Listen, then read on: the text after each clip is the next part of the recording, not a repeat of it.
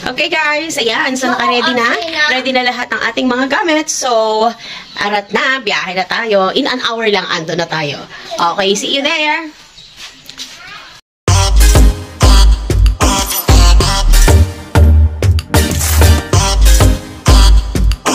Ayan, so ipapakita ko sa inyo guys yung daan ng papuntang Cabuan River.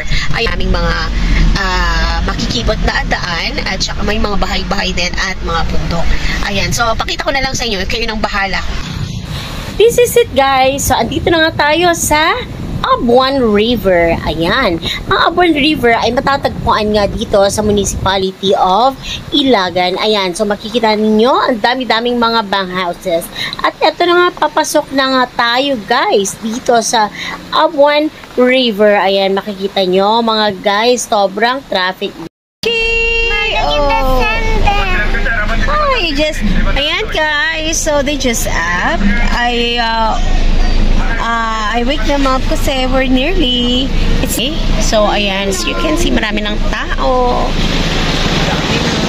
At eto, andito na nga tayo guys. At makita naman ninyo talagang enjoy na enjoy ang aking mga chikitings. At andyan pa yung ang kanilang daddy. Talagang very supportive. At gusto, andyan lang siya lagi sa tabi nila.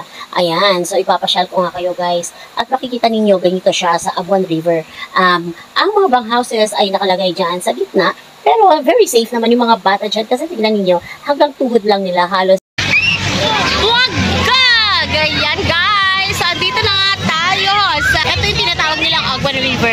Alam nyo guys, Sunday ngayon, so medyo crowded at saka medyo late kaming pumunta kaya alam niyo wala kaming nakuhang magandang lugar. Pero anyway, okay naman siya rito guys. Ayan.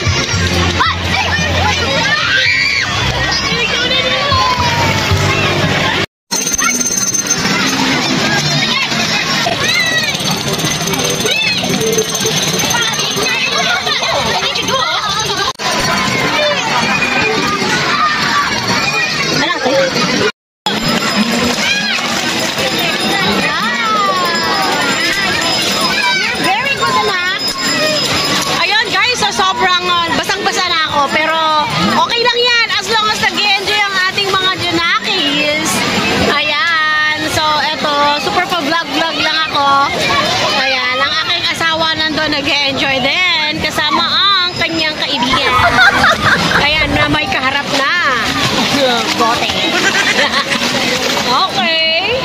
Are you enjoying? Yes. Okay, say hi to mommy.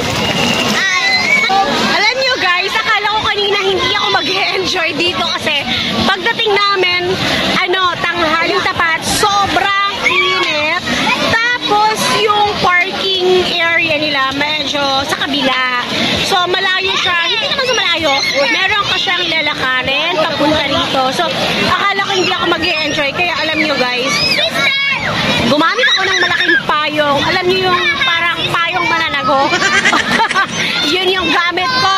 Para lang mapayungan ko tong mga anak ko kasi sobrang init. Tanghaling tapat kanina kasi tumawid kami rito. Ayun pala, okay siya. Maganda. Crowded kasi weekends guys. Pero okay naman siya eh. Yun nga lang, kahit sabihin natin tumaas konti yung tubig. Oo, ayan o. Tignan niyo. Tumaas siya. Kasi ang normal daw, normally pag ang tubig lang daw niya ay hanggang dito. Ayan, pero tignan niyo hanggang ganyan. Umabot siya sa gitna ng aking tawag dito, ng aking leg. Okay, so yun guys, pinakita ko lang sa inyo. Ayan, ang dami nang tumitingin sa akin, ang dami nang nanonood. Bakit daw ako nagsasalita mag-sarito? Ayun guys, so ayun nga sabi ko, nag-vlog ako. Kaya bigla na akong nahiyo. Ayan, update mamaya ba? Dito yung isa sa may-ari sa cottage. Ayan, inaayos nga tong extension na kinuha natin eh. Tara, interviewin natin. Ayan. Anong interview ka man? Manang, di ba? Di ko lang tatay. Ababa lang talaga ito yung pero kaya lang, medyo tingnan ninyo kasi guys, medyo lumalim siya. Project na nagtutulan. Ayun. So, talaga ka na yun nga,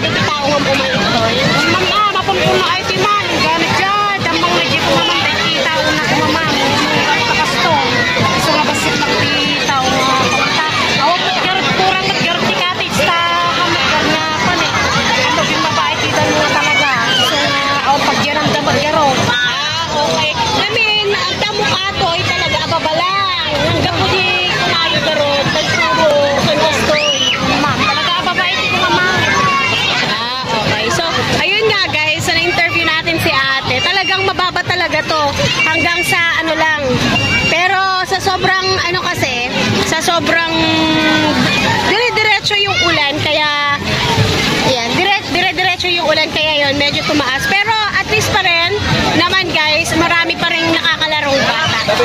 Ayan, so thank you Manang. Say hi Kati Vlog ko.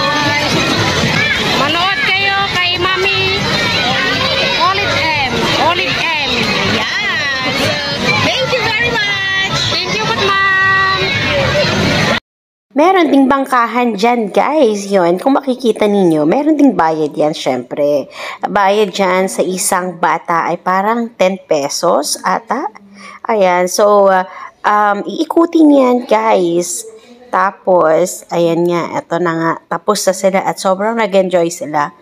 Oh, ayan. So, talagang tuwang-tuwa ang mga bata. Parang ayaw nilang bumaba dyan, guys. At palaro-laro lang sila, ang sarap din talagang maging bata. Kaya, ay nako, talagang in-enjoy din talaga ng mga Junakis